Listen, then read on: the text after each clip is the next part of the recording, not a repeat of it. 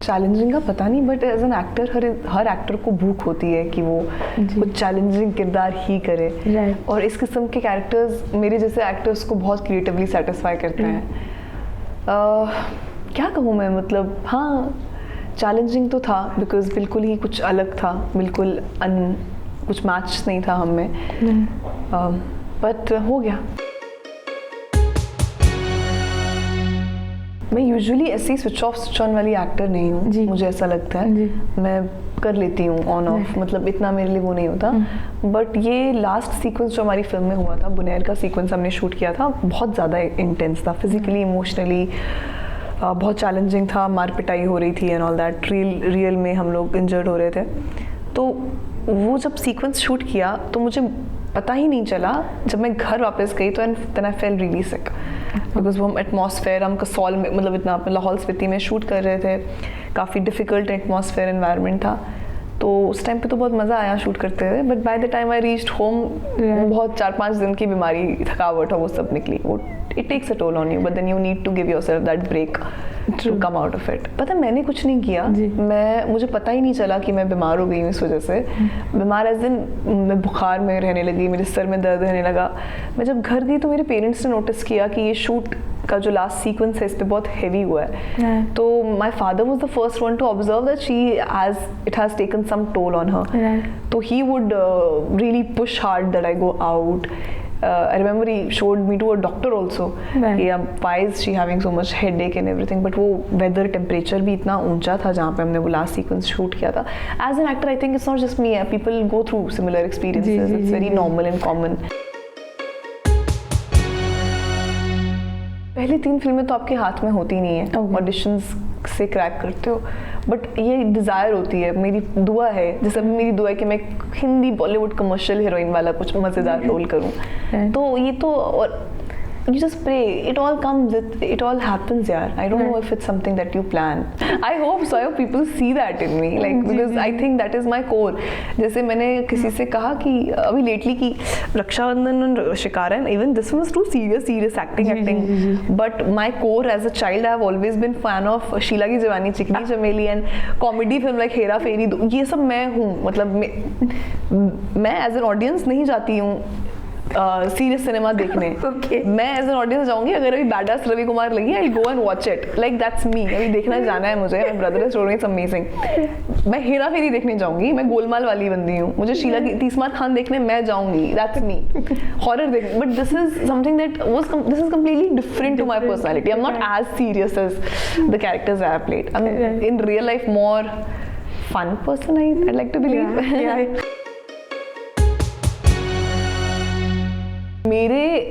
मेरे घर पे कोई एक्टर नहीं है जी। था, अब तो है। तो ये ना बिल्कुल ही, बट एक चीज़ है, मेरी दादी को सिनेमा बड़ा पसंद था, मेरे नानू को सिनेमा बहुत पसंद था, वो तो बॉम्बे आए भी थे एक्टिंग करने।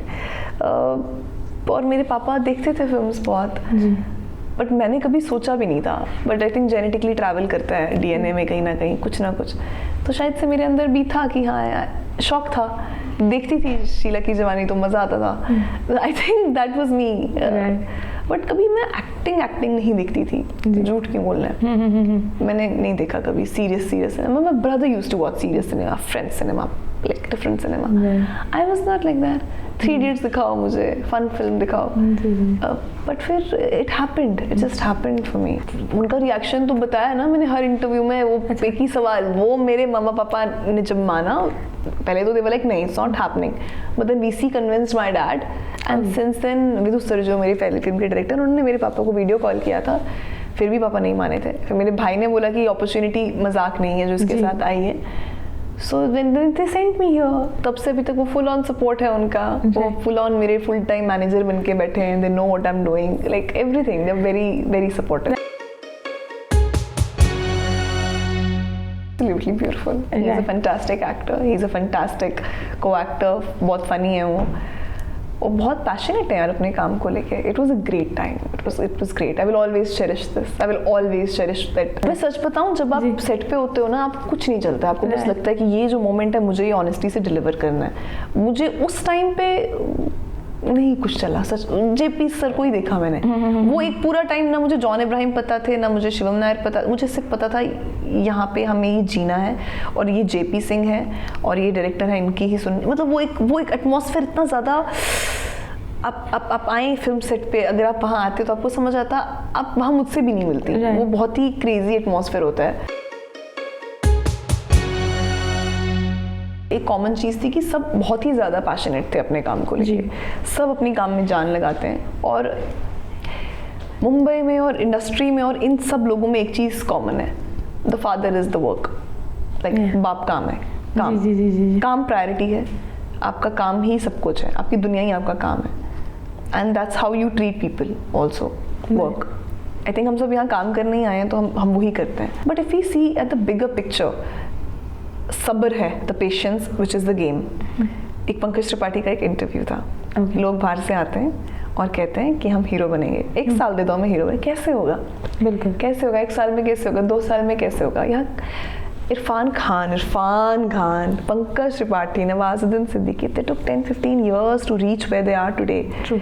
Minimum.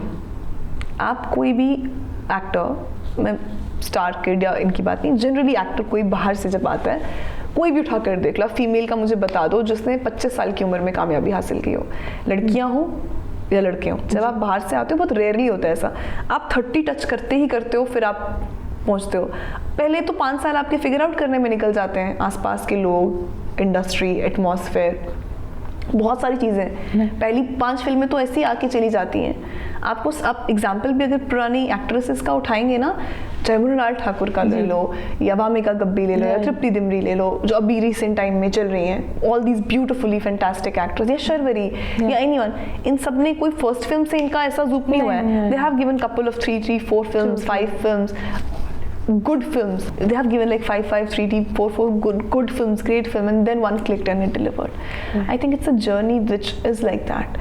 It demands patience, it commands patience, and if one has to have some patience to be there. You will have your ups and downs, but eventually, if it is written in your destiny, not that if it is in you, there might be there is, I bet, more talented people in Aramnagar right now who are much more capable than me playing Uzma, or deserving than me.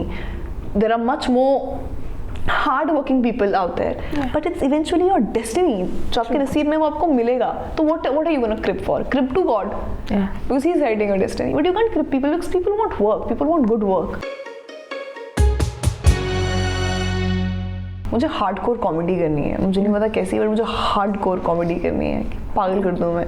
Because मैं as a person, मेरा core बहुत funny है, तो I really want to do one, एक horror और एक comedy, like अलग अलग, नॉट हॉरर कॉमेडी, हॉरर अलग, कॉमेडी अलग। मैं तेनू समझावा कि ना तेरे बाजू लगता जी, तू की जाने प्यार मेरा, मैं करा इंतजार तेरा, तू दिल तू यो जान मेरी, मैं तेनू समझा